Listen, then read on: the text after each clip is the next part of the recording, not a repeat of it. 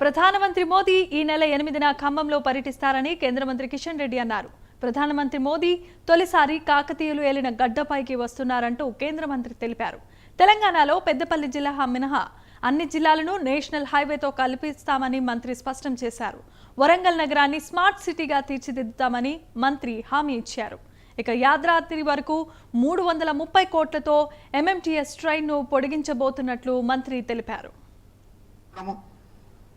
రాష్ట్ర ప్రభుత్వంతో చర్చలు జరిపి వేగవంతంగా భూసేకరణ పనులు కూడా చేయాలని చెప్పి తెలంగాణ అభివృద్ధిలో ఒక కీలక పాత్ర తిరుమల రింగు సెటిలైట్ టౌన్స్ కానీ మధ్యతరగతి ప్రజానీకానికి ఉద్యోగస్తులకు కార్మికులకు నివాసయోగ్యమైనటువంటి భూమి కూడా రీజనల్ రింగ్ రోడ్డు పనులు వెంటనే ప్రారంభించడానికి అవకాశం ఉంటుంది.